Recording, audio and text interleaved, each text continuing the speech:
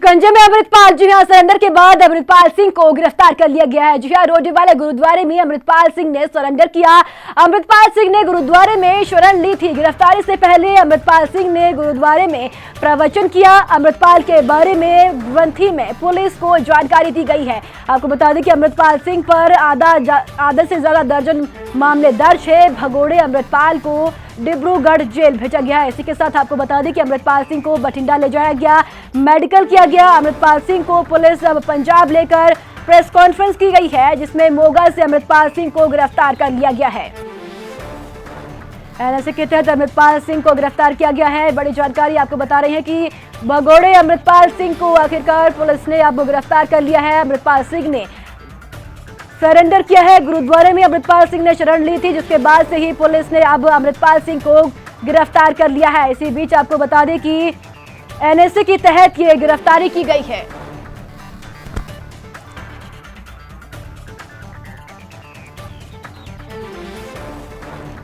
आपको बता दें कि अमृतपाल सिंह पर आधे से ज्यादा दर्जन मामले दर्ज है। वहीं डिब्रूगढ़ जेल में व्यवस्था बेहद सख्त की गई है। जी हां, डिब्रूगढ़ जेल में 57 सीसीटीवी कैमरे लगाए गए हैं। सीआरपीएफ और ब्लैक पैंथर टीम की भी तैनाती की गई है। फर्स्ट असम कमांडो भी जेल में तैनात होंगे। बड़ी जानकारी, डिब्रूगढ़ जेल में अब भगोड़े अमृतपाल को बंद किया गया है और अब वहां पर सुरक्षा के भी कड़े इंतजाम किए गए हैं। सीआरपीएफ और ब्लैक पैंथर की टीम को भी वहां पर तैनात किया गया है। फर्स्ट असम कमांडो की वहां पर तैनाती की गई है जेल में, और 57 सीसीटीवी कैमरों से लैस ये पूरी जेल है। कड़ी सुरक्षा और कड़े निगरानी के बीच भगोड़े अमृतपाल को डिब्रूगढ़ जेल में रखा गया है। डिब्रूगढ़ जेल में 57 सीसीटीवी कैमरे लगाए गए हैं। सीआरपीएफ और ब्लैक पैंथर टीम भी तैनात की गई है। इसी खबर पर ज्यादा जानकारी के लिए अमित मेरे सहयोगी मेरे साथ मौजूद है। अमित, पुलिस ने अमृतपाल सिंह को गिरफ्तार तो कर लिया है और डिब्रूगढ़ जेल में बंद किया जा रहा है, और बता दें आपको कि 57 सीसीटीवी कैमरे भी लगाए गए हैं। कड़ी सुरक्षा की गई है डिब्रूगढ़ जेल में। जी बिल्कुल, देखिए कि अमृतपाल को लेके हम कह सकते हैं कि खुद आज हम कह सकते हैं कि आईजीपी सुखचैन गिल एक पीसी करके गए। उन्होंने बकायदा जानकारी दी है कि अमृतपाल को बठिंडा एयरपोर्ट से हम कह सकते हैं कि असम भेज दिया गया। वहां पे जहां पे असम में इन्हें रखा गया, उस जेल में कड़ी सुरक्षा रखी गई है। तो देखिए, पहले ही हम बता दें कि अमृतपाल को लेके 9 और हम कह सकते हैं कि अमृतपाल से जुड़े साथी हैं जिन्हें वहां पे डिटेन करके रखा गया। उनसे लगातार वहीं पे पूछताछ हो रही है, पर क्योंकि देखिए कि मसला बहुत बड़ा है, एनएसए के चार्जेस के तहत उनको अरेस्ट किया गया है, उनको वहां से पूछताछ हो रही है। तो एक चीज सुनिश्चित की जा रही है कि किसी तरीके की भी उनकी पहले किसी और से इंटरेक्शन ना हो। परिवार वाले चाह रहे हैं, ऑफकोर्स कोर्ट के थ्रू वो जा रहे हैं, उनको मिलने दिया जा रहा है, पर इसके अलावा उन्हें किसी और से इंटरेक्ट नहीं करने दिया जा रहा।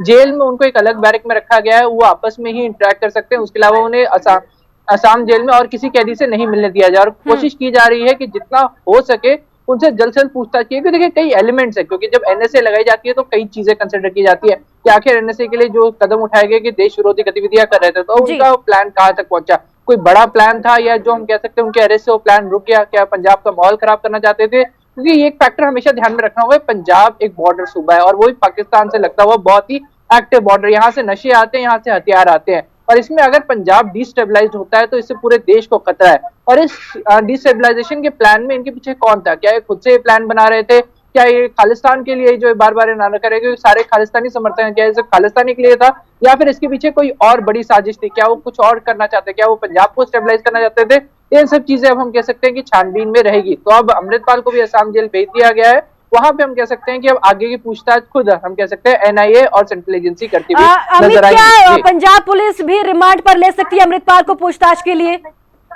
हाँ, देखिए ये हम पंजाब पुलिस को रिमांड पे लेने की जरूरत नहीं, क्योंकि पंजाब पुलिस ने ही दोनों स्टेट ने मिलकर ये हम कह सकते हैं कि परमिशन एनएसए लगा के उन्हें वहां भेजा है। तो अगर पंजाब पुलिस ने उनसे अगर हम क्या पूछताछ करनी, तो पंजाब पुलिस उन्हें जाके ला सकते हैं, उन्हें रिमांड की जरूरत नहीं है।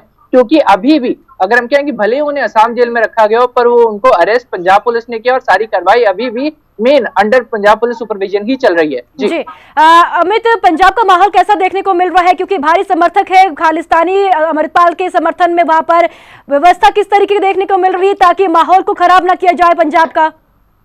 देखिए सीधे तौर पे कहें कि जितनी भी कार्रवाई हुई है उससे बाद हम कह सकते हैं अभी पंजाब का माहौल पूरी तरह से स्टेबल है। यहाँ पे कोई भी बड़ी अगर हम कहें कि गतिविधि होते हुए नहीं दिख रही। कोई लोग समर्थन में नहीं उतरे हैं, कोई अब कह सकते हैं कि माहौल बिगड़ता हुआ नजर नहीं आ रहा। तो इस चीज से आप क्लियर कट देख सकते हैं कि लोग समर्थन में नहीं है। अगर हम कहेंगे कहीं ना कहीं अमृतपाल अपने छोटे से ग्रुप के साथ पंजाब का माहौल बिगाड़ना चाहता, वो लोगों को उकसाना चाहता था, तो अगर एक बार लोग उकसा जाते तो शायद वो उसके समर्थन में आते, पर ऐसा नहीं हुआ। उसकी तरफ से बार बार कोशिश की, उसकी तरफ से हम कह सकते हैं कि खालिस्तानी समर्थक नारे, खालिस्तान की मांग, अलग अलग चीजें वो लगातार मांग करता रहा ताकि वो लोगों को उकसा सके अभी भी। पर जिस मोटिव से वो चला था, जो चीज वो डिपिक्ट करता था कि मैं पंजाब के फेवर में पंजाब के यूथ को नशे से दूर रख रहा हूँ, वो सब चीजें दिखाना, पर वो एट द एंड क्लियर हो गया कि वो इनमें से कुछ भी नहीं। वो सिर्फ और सिर्फ अपना खुद का एजेंडा चला रहा था, वो अपना खुद का खालिस्तानी एजेंडा चला रहा था, वो चीज वो कर रहा था। और जब उसको पकड़ने की पुलिस गई तो उसने कैसे खुद भाग गया, पर उसके समर्थकों को अरेस्ट कराया। और अब उसकी गिरफ्तारी देखिए, अब वो कब उसने सरेंडर किया, जब उसके घर के ऊपर बात आई, जब उसके अपनी बीवी को बाहर जाने से रोका। तो यहाँ पे कहीं ना कहीं देख सकते हैं, जो व्यक्ति बार बार कहता था कि मैं किसी नहीं डरता, उसने पंजाब के इतने सारे यूथ जो उससे जुड़े उन सबको अरेस्ट करवा दिया, उन और पर्चे डलवा दिए। तो ये चीज आप समझ सकते हैं कि वो फिर सिर्फ और सिर्फ एक एजेंडा लेके चला था, और वो एजेंडा जब उसने देख लिया कि पूरा नहीं हो सका और उसकी खुद को खतरा लग रहा था कि सारे समर्थन पकड़े गए, सारे फंडर्स पकड़े गए और उसके खुद के परिवार से पूछताछ हो रही है, तो उसने कहा कि मैं सरेंडर ही कर देता हूं ताकि और मेरे परिवार के ऊपर बात ना आए। जी, हमें जिस तरीके से खालिस्तानी एजेंडे को लेकर अमृतपाल आगे बढ़ रहा था, क्या अब जो खालिस्तानी एजेंडा है इस पर विराम लग जाएगा अब गिरफ्तारी के बाद? बिल्कुल, देखिए बिल्कुल यहाँ पे हम कह सकते हैं एजेंडा जो खुद अमृतपाल चला था वहां पे उसी वक्त विराम लगना शुरू हो गया जब ये पुलिस से भागा। क्योंकि देखिए, अगर आप इसकी पुरानी स्पीचेस देखेंगे, वहां पे वो चीज बार बार बोलता रहा कि मैं पुलिस से नहीं डरता, पुलिस ने मुझे आना है,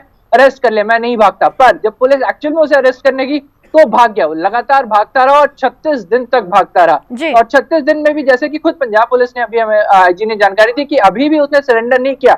यहाँ पे भी अब यहाँ पे जहाँ पे एक तरफ से ये चीज पहले सामने थी कि अमृतपाल ने सरेंडर किया, वो सरेंडर नहीं था। पंजाब पुलिस की टीम ने ऑलरेडी पूरे एरिया को, जो पिंड रोडे है मोगा का, वहां पे उस पूरे पिंड को ही सील ऑफ कर दिया था, क्योंकि अमृतपाल गुरुद्वारे के अंदर छुपा हुआ था। गुरुद्वारे की आदत थी, गुरु घर की मर्यादा थी, तो पुलिस वाले अंदर नहीं गए, पर उन्होंने गुरुद्वारे को घेर के रखा ताकि अमृतपाल कहीं भाग ना जाए। और उसके बाद क्योंकि अमृतपाल को दिख गया कि उसके पास कोई चारा नहीं है, तो लास्ट मोमेंट पे कि एक, अगर हम कहें कि लोगों बीच में अपनी इमेज थोड़ी सी बढ़ाने के लिए कि मैं भागा नहीं, मुझे अरेस्ट नहीं किया, मैंने सरेंडर किया है, वो उसने चीज की। पर एक्चुअल में पंजाब पुलिस उसे अरेस्ट करने के लिए रेडी थी, पर सिर्फ और सिर्फ गुरु घर की मर्यादा के चलते वो गुरु घर के अंदर नहीं गए और उसके बाहर जाने का इंतजार किया उन्होंने। जी, जिस तरीके से पुलिस ने प्रेस कॉन्फ्रेंस की है अमित गिरफ्तारी के बाद, क्या कुछ बातें सामने रखी है पुलिस ने प्रेस कॉन्फ्रेंस के माध्यम से?